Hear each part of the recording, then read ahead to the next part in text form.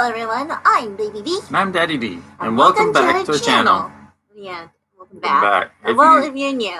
If you're new here, then please get subscribed, hit the like button, and share this video so that anyone that you know who was interested in April Fools might hear more about it and come to our channel. Okay, that's all for today. Bye! April Fools. Anyway, so yeah, if you know what April Fool's Day is, it's obviously on April 1st, and that's when everybody kind of just like plays jokes on each other. It's like a huge day for pranksters because, you know, that's when everybody, like, it's okay to do those things, you know, if you're not truly harming somebody else. But do you guys know how April Fools began?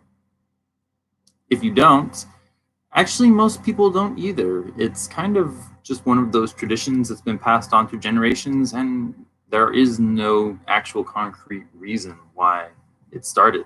Some historians have speculated that it has data all the way back to the 1800s, like 1852 is the first like year that was documented to have it, when France actually switched from their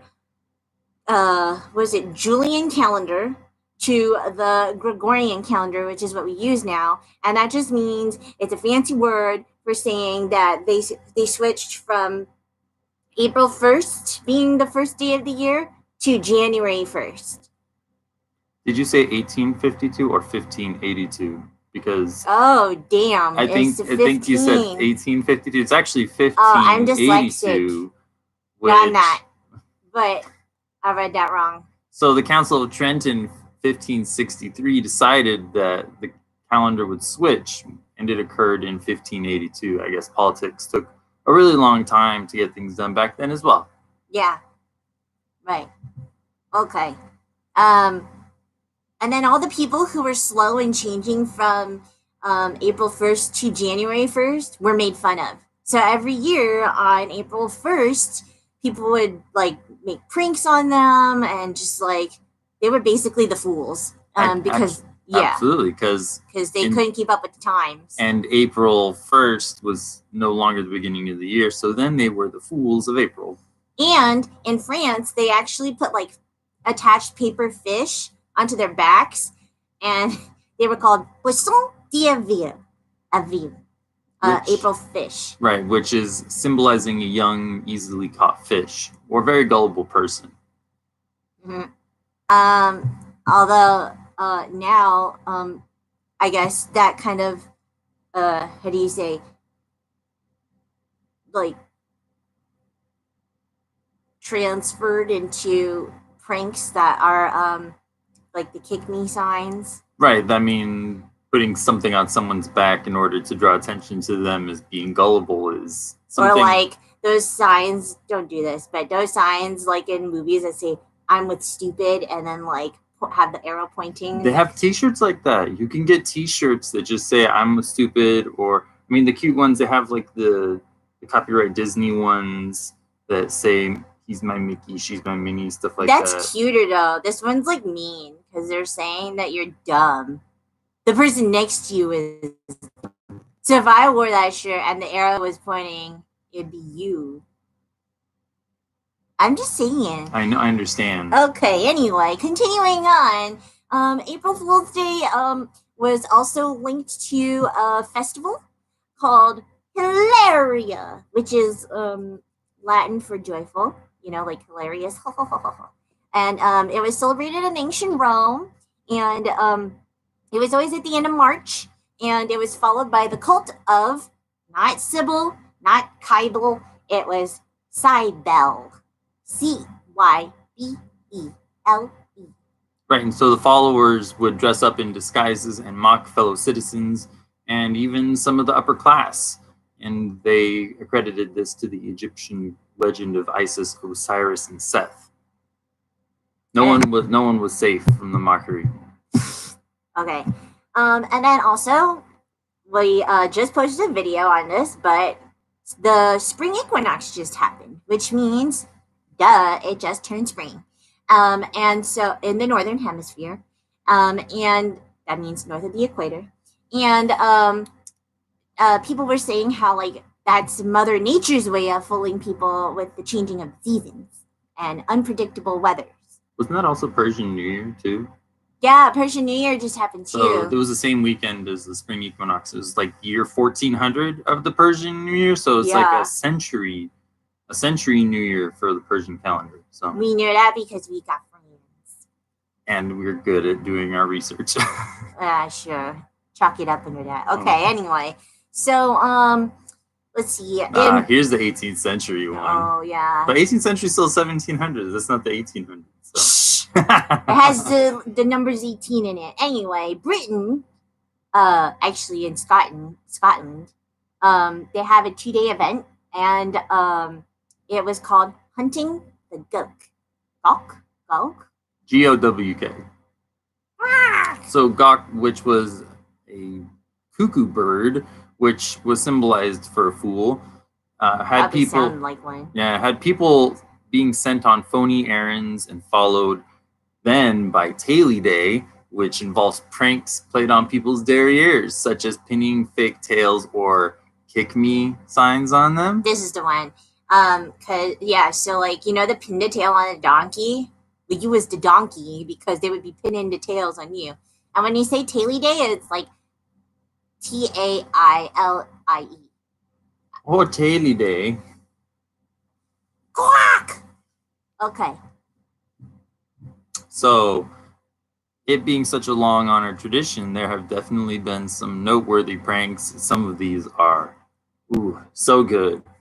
And I mean, particularly back in the day, I mean, it wasn't a prank, but I remember when they were reading the book Mars Attacks, was it, on the radio, it kind of caused widespread panic because they didn't have TV, they didn't have news. They got their information from the radio. And wow, that's kind of terrifying. Yeah, you had somebody talking about how aliens and big and describing the UFOs, legs that shoot lasers, and how they're gonna probe you at night. Oh my god, that's hilarious. That's not what they were talking. No, but they were talking about aliens invading the Earth. But it was a story reading, and it had people freaking out because they didn't know they only had a radio and maybe 2 or 3 stations, but that wasn't April Fool's, but I still vividly remember hearing that story that people freaked out about the Mars Attacks or something like that books.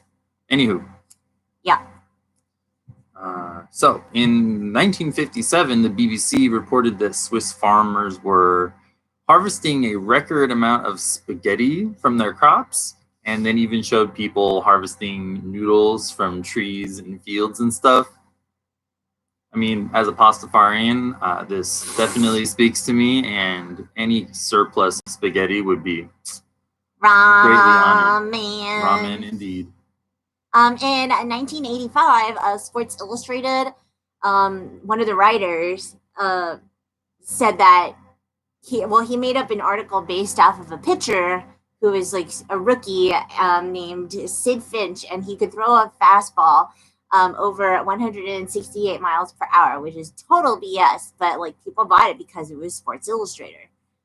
Once again, credibility that just kind of lends itself to some strong influence, which is great. I mean, I don't think I'd want to see what a 168 mile an hour fastball would look like, but that was a good one. In 1992, we had the National Public Radio, so NPR, like running a story that former President Nixon, Richard Nixon, was going to be running again.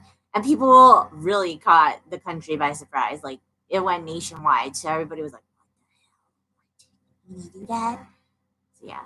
This next is his favorite, though. Well, Nixon, they only hired an actor, so... Oh, yeah, I'm didn't have the real... I mean, NPR, I don't know if they had a TV presence back then, but I know 1992, hello, yeah. Well, I mean, but NPR still runs... radio? Yeah, radio to this day. Sure. So they had an actor that did it, and that's really impressive. But yes, this next one is my favorite. Wait, hold on. Gamers got it. 1920 says hi. And they spam. Okay, next.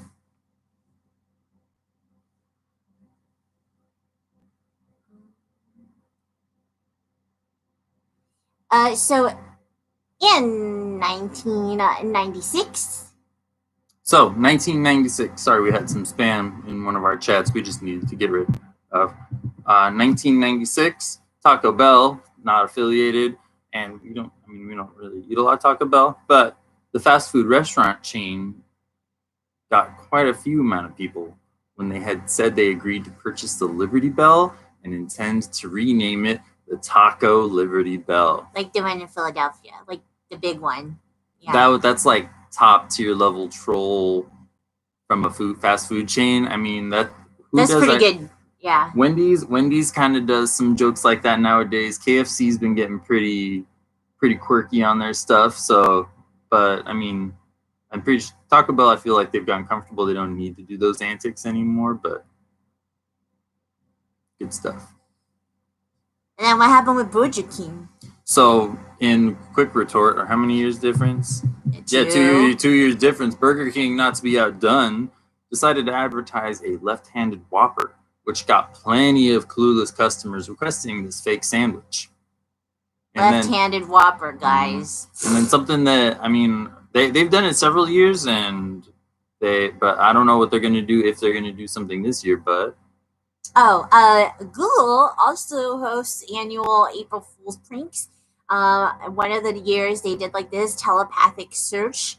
You know, I don't know how that would work. But then they also you could play Pac-Man on Google Maps. I think they had a Pokemon one too, where you could go around trying to collect Pokemon on your route. That's probably when Pokemon Go is like super famous. You know, like when it first came out, they would probably rode that wave. But you know, for the average prankster, the most popular ones, like in the modern age, was covering toilet paper, the toilet with plastic wrap, switching out salt and sugar.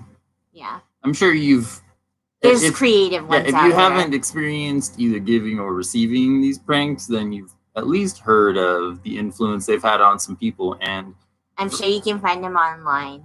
I mean, especially in Western culture, it is hugely part of just a yearly event that, I mean, once again, we really don't know the exact history of. So, well, and also like because everyone's still kind of at home with their family and stuff like that, I bet you a lot of people are gonna just play pranks on their family members, and you're gonna see them on YouTube and like TikTok and Insta story stuff. So check them out. I'm sure it's hashtag April Fools or April Fool's Day.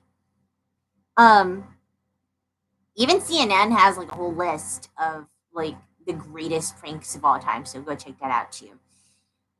Yeah, that's kind of pretty much it. Like, have you played any pranks on anybody? Not really. I never was into prankster? Pranking people. I mean, I've always gotten people with some good jokes, but it was never with the intention of April Fools. I think this day I could probably wrestle up a few good ones and try and get some people off guard. How about you? No, but I always wanted to do actually something with spaghetti. But it sucks because it's like hard to clean, especially if you're wearing like white or khaki clothing. Like I always wanted to do that to like a teacher, but then it would suck, you know, having like a spaghetti stain the whole day. Unless you were nice and got them like a change of clothes, like a nice shirt or nice pants, you know, to replace it. But still, no, it's not the same. I don't know. I think I'm too nice and too innocent for this. Oh, sure. You are totally innocent in all aspects of this. Mm-hmm. Yeah. I would never think of something to hurt anybody. I couldn't hurt a fly.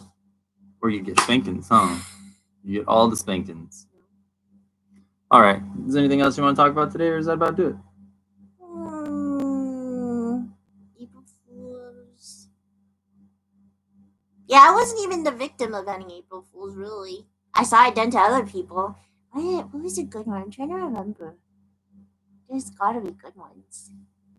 It's been so long since there's been school that I can't remember. Yeah, I think April Fool's Days were definitely like a childhood kind of school kind of thing, or the people who... Definitely elementary and middle school. Or people who had a hard time growing up and just kind of kept their immature tendencies to themselves while they were adults, so...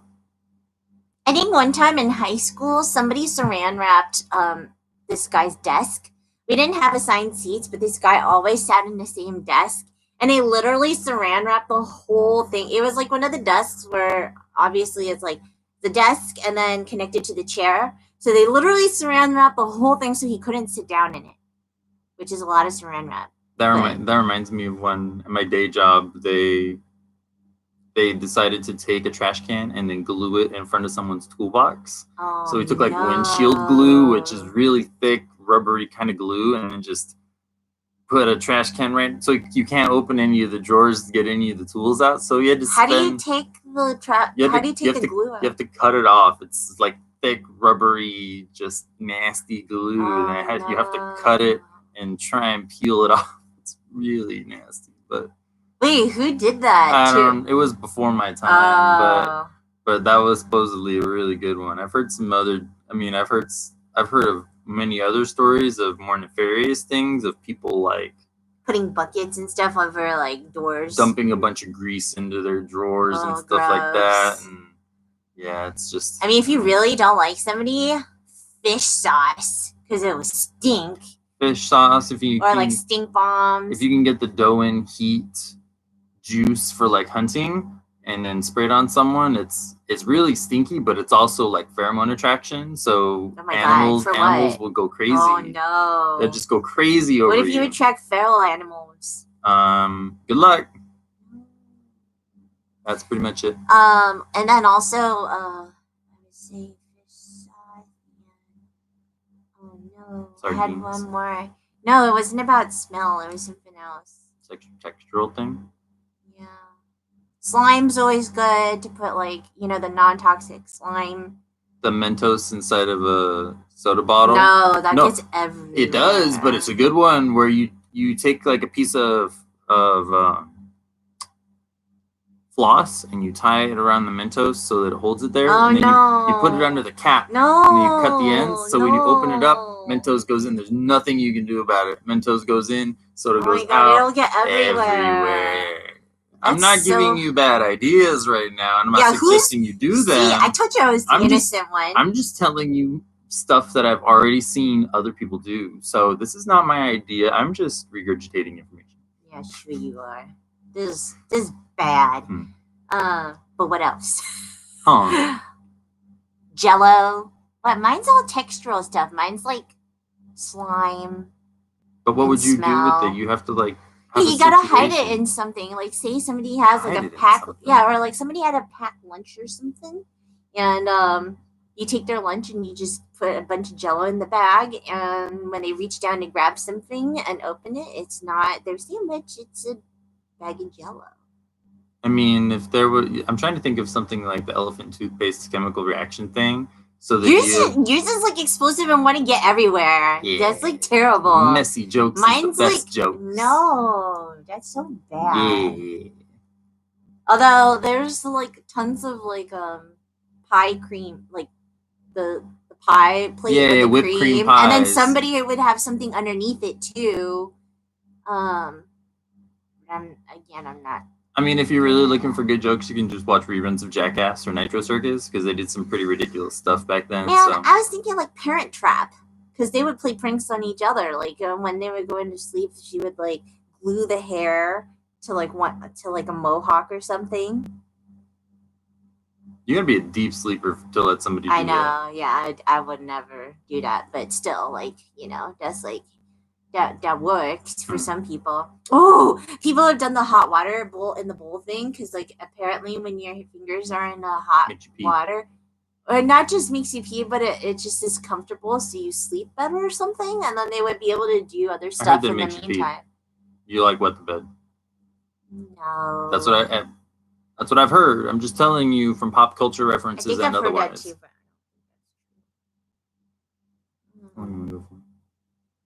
You trying to go somewhere? I'm just saying, there are 20 minutes. Is that how long we've been streaming for?